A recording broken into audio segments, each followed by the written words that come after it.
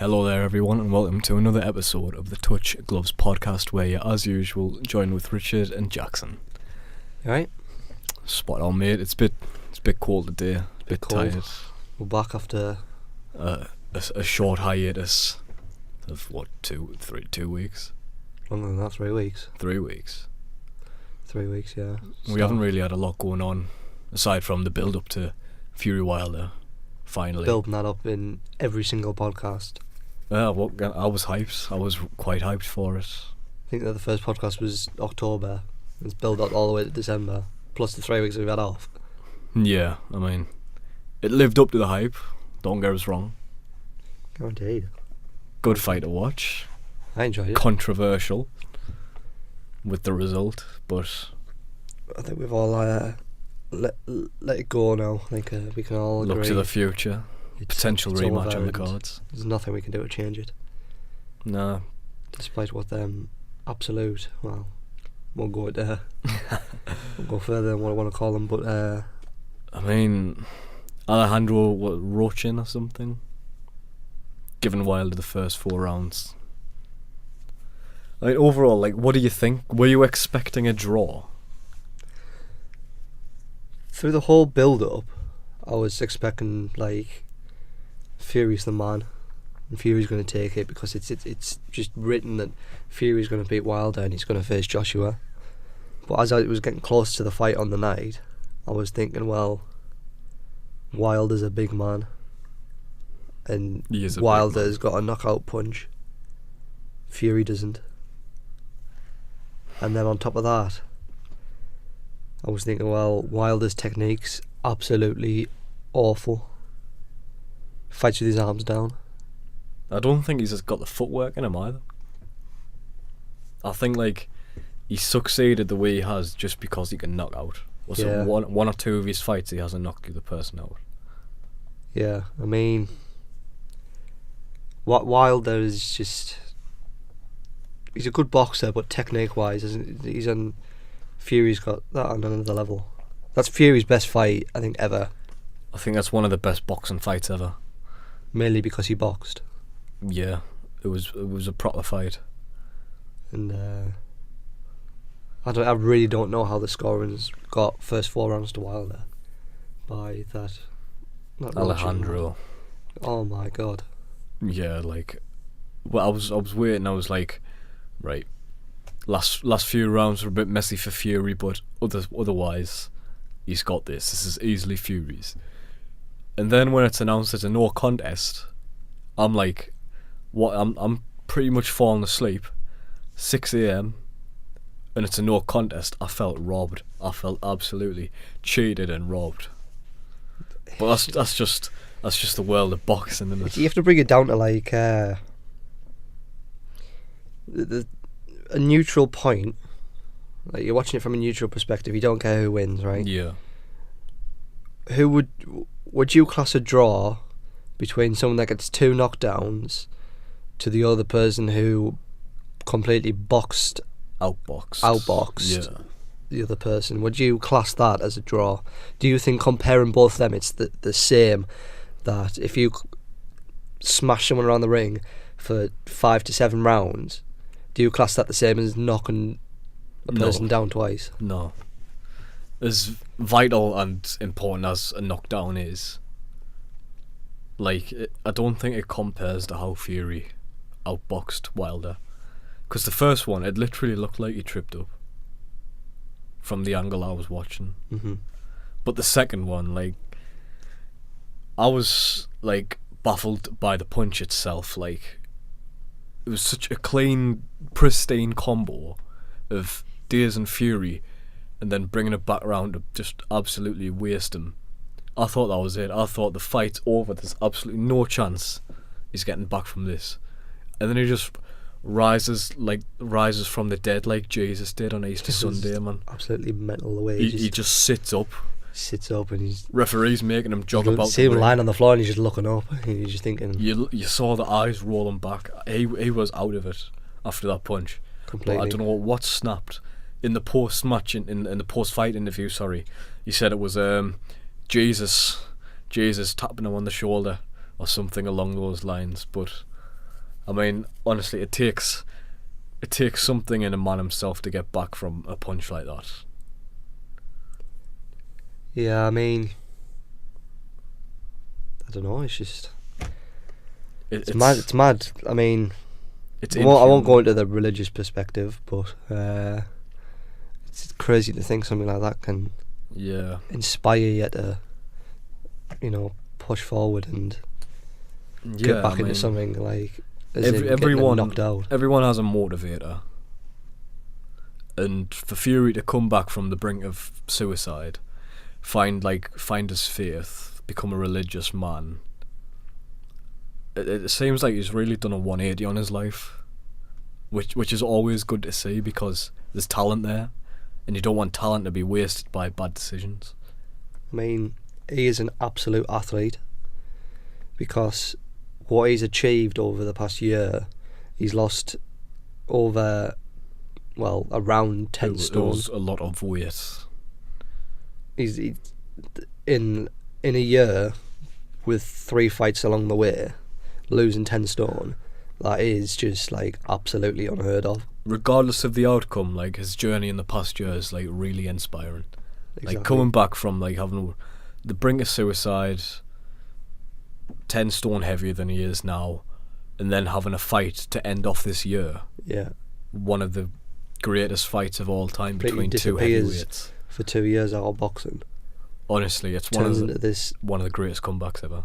Fat, overweight slob with mental health issues, and comes back and does that. It really is. It's remarkable. It's something else. Not many people can do that. I think if he did beat Wilder and then went to fight Joshua and beat Joshua, the greatest comeback story of all time. Could you see, or could you even say that Tyson Fury is the greatest boxing champion ever?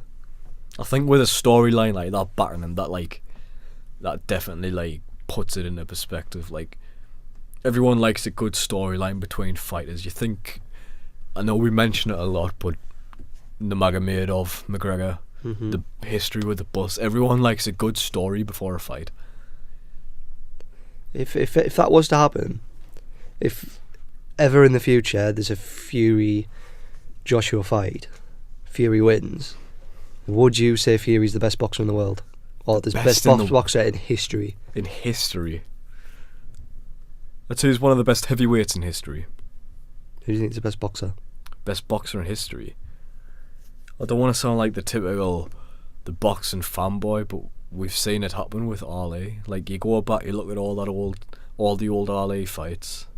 It's something else. Have you seen the one? I forgot what fight it is specifically, but he's backed in the corner, and he's just dodging all the punches. Yeah, nothing's hitting him. Mm-hmm. He's been knocked out clean. Some people do, but then again, your record doesn't mean everything. I know on paper it's this is how much they've won, this is how much they've lost. Mm-hmm. But someone who's got the worst record ever, hasn't won a fight yet, can easily just get lucky and, say for instance, throw a random punch and then knock out a Titan. Between Fury and Mayweather, you can obviously 2 different weight classes. 2 different techniques in general in the way they box, but I'd probably say Mayweather. You'd say Mayweather. Personally, I'll go Fury. Oh, is this who do you think would win, or who do you think? No, just boxer? Personally, boxer, because it's 2 different styles, and I'm going with a more attractive style. I can't stand watching Mayweather. No, I don't like much watching Mayweather, but in tactically, general, if you think about it, the process of going in to win the match, coming out it's unhurt in a way. Mayweather's probably got that, but I prefer watching in Fury. terms of actually hitting someone in boxing, I'm gonna have to go Fury 100%. Yeah, I prefer watching Fury. I will join you on that one, because I find Mayweather's fighting boring. Do you remember the Pacquiao? It's just a boring fight. It's just not a good fighter. Do you remember the Pacquiao fight? Yeah.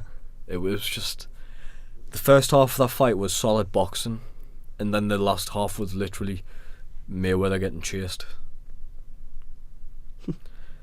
It was quite upset. I was about 15, 16 when that fight was on. There was a build up to that fight, and Pacquiao did lose, and he's sort of gone downhill a bit since then. I haven't heard much of Pacquiao. Last I heard, I think I heard a couple of months ago that he was supposed to be laying up to another fight. I think he has got another fight coming in. But the main headline was he made a homophobic comment, and that comment meant that he lost his Nike sponsorship deal.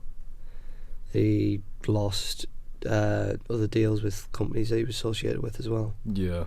So, I mean, in terms, like, going back to the Fury Wilder fight, gotta talk about them first 4 rounds, because that's probably one of the most controversial moments of the year in terms of combat sport itself. We've got one of the judges giving the first 4 rounds to Deontay Wilder, despite anyone who was watching that. I can't believe he's done that. I'm looking at the score sheet here, and I'm absolutely baffled how he's given 10-20, 10-20, 10-30 to Deontay Wilder. Sorry. Honestly, I can't believe that. It's baffled me. I mean, honestly, like, anyone watching that. You know what really annoys me? What? You've got your 3 judges, right? Yeah. And where the 3 judges sat, in the same place at one corner of the freaking ring. It's more like the side and. Well, yeah, but that's what I'm saying. Like, but they are more towards one corner. You should have at least each judge in each corner of the. Yeah, the judges shouldn't be sat with each other. They should have different perspectives. I think, at least. Because if you're watching it from one angle, that's the only angle you're going to get. Because, like, from the first knockdown for Fury, the angle I was looking at looked like a trip. Exactly. If you watch Fury from behind, how are you going to see his punches landing? That's the thing. And then if you're watching Wilder from the front, you're going to see it, aren't you? Exactly. But I don't think that's what's gone on here, because we look at the other judges. We have Robert Tapper. He gave Fury the first rounds. 19, I think 10, overall 29, he gave the 10, very 39, first. 10, 49, 10. I mean, he gave the very first round to Wilder, but Fury got the next rounds up to round 6. It seems like all the judges give Wilder the first round, but following from that, up to rounds 5 and 6, that was Fury's fight. 100%. I mean, the first round, it was one hell of a first round. We saw Fury give it the big and a bit, act a little bit cocky, but it seemed like Wilder was struggling to, like, find his footing in the first round. I mean, you could argue that Wilder should have had the first round. I think that's when Fury was sort of trying to, not as say land the punches to get the scores, but to figure them out. And I think he did that in the first round, and he did that well, because that led up to what he did in the first round, the second 6 or 7 rounds that he did, until he got knocked down.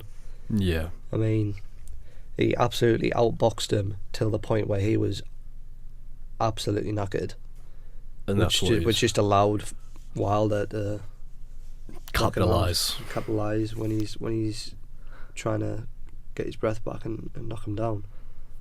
I mean, round 2, like, round 1, hell of an opening.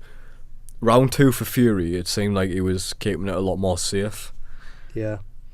Like, he was staying at quite a distance, but we did say, like, Wilder getting some pretty solid strikes. That's what Fury can do, keep his distance, because he's got such an unbelievable reach. The guy's 6'9". 6'9", he's got an unbelievable reach, and on top of that, one of the quickest hands I've ever seen in boxing. I'm fairly sure his arm is bigger than me. It's guaranteed his arms are longer than my legs. His arms are just longer than me in general. Like, the guy's a titan. He's an absolute monster. And the speed he was getting with it was just... He's fast for his size, which baffles me. It all comes down to when you have a knockout punch, if you can get the speed and the weight behind it, if you've got them two, that's what you can get from a knockout punch. Yeah. And personally, I think he's got the weight, but he doesn't look like he's got the speed. I think it's the other way around. You don't think he's got the weight? I don't think he's got the weight to put behind the speed that he's got, because he has very quick hands, very quick. But I think he struggles to combine the two. Yeah. Putting that weight behind. Do you think he just goes in for fast? Like, he looks quick because he's got a fast jab. The fast jab, but he wants a fast the knockout jab punch. makes effect. It doesn't, like, a lot of people who aren't into boxing to this degree will say, like, it looks like a tap. But you gotta think, you've got a fighter, despite it being 12... 6'9" fighter. Despite it being 12 ounce gloves. 215 pounds or whatever. Despite the, like, obviously taped up 12 ounce gloves on, a jab's still gonna hurt. I just think the jabs wear them down. Exactly. The jabs make the opening for the powerful right hand or the powerful left hand. But, like, in terms of Fury, like, he's got the speed. I think the power's there, he's just not compromising on it. Because we've got to think of the guy's endurance, which showed. Obviously, you could tell he was getting tired towards the end of the fight. Which obviously, like, going 12 rounds. But I think, despite all the weight loss, I just don't think he's got the endurance that Wilder had, which let Wilder take the last few rounds. You could say Wilder's the more fit athlete. Yeah, definitely. With coming down to stamina and sort of just the build that he's got. Yeah. Fury is the more powerful. I mean, the thing is, like, it comes down to weight loss as well. Like, weight loss can really, like, mess your body a bit, depending on how fast you lose it. The way the Fury's done it, it's something that he's phenomenal at. He's done it he's before, and he's but proved it again here. I can imagine it's like... He weighs significantly more in the fight. With 10 stone, with a difference of 10 stone, I can imagine, like, you're not used to that kind of body. If you know what I mean. I think with the training though, he'll have the hang of it. Yeah, I mean, maybe not to an extent he wanted to, if that's what he's saying. But if you look at fighters who've been in a weight class for all the career, they'll be able to know what's gonna, like, hurt. But we got this guy who's just dropped 10 stone. I don't think, like, and he's still weighed way more than Wilder. Yeah. I think that, like, pounds more. That extra like that. weight factors into, like, him, like, he took a lot of punches from Wilder, but he took them. He took them like a proper champion. I mean, you look at Fury's face now. It was mangled. It's completely. I've never seen a bruised face before. I've never seen a face that bruised. Purple and black and blue. Alright, we'll move on to the third round. The third round, it was Fury's, I'd say. Maybe we can even go further on than that. Third round, fourth round, fifth round, possibly sixth round. I think it completely changes to me when Wilder gets the knockout punch. Well, knockout punch, the knockdown punch. That's probably where it all went south. It all went south. I mean, look at round three. Round three is definitely where Fury got into Wilder's head. Yeah. I mean, do you remember when he bothered Klitschko? Like, I think it was Wilder fighting Klitschko. No. I remember Fury Klitschko. It might have been Fury, but there's a lot of taunting.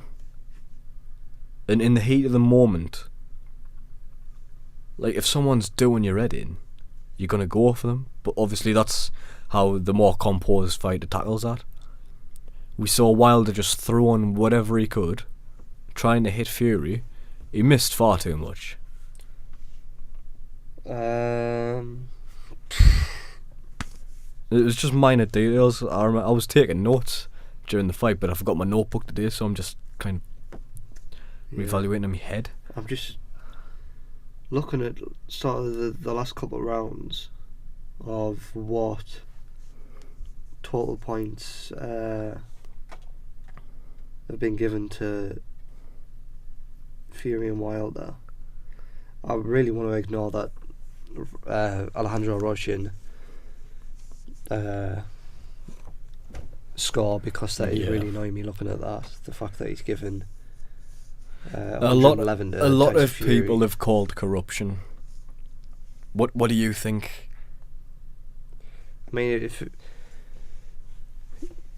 I think the main headline was always going to be, if it was a draw, there was always going to be corruption, and it was going to push for another fight because it's built so much money. It's brought in so much wealth. Yeah. But no boxers fight for a draw. I don't think any fighters fight for a draw. I don't think that's the right attitude to have when you're a fighter. And I mean, these judges, yeah, they are professionals. Obviously, like, if I'm not criticising how they do the job, like, Well, I am, and I'm saying that they've done an absolutely crap job here, because that is absolutely shocking. I mean, apart from Wilder himself and Wilder's team, I've never heard anyone say Wilder won that fight. If I go online and I type in Tyson Fury versus Deontay Wilder, all the top stories, Tyson Fury's been robbed. like the people I was chatting with when the fight was going on, who we were watching it with, we were all just baffled at I didn't even say the Wilder catching the jaw. The Wilder sort of fans on social media say that. I mean, at Wilder's round fight- 5, Floyd Mayweather even said he thinks Fury's winning 5-0 in terms of rounds. But because he did. I agree. I genuinely think something's gone on with the judges, and it's just thrown everyone off. I mean, the last 2 rounds given by Phil Edwards go to Deontay Wilder.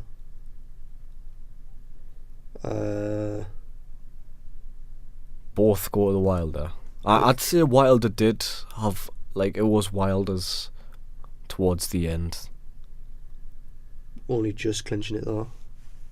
But if you look at his sort of first couple of rounds, he's got it quite tied up.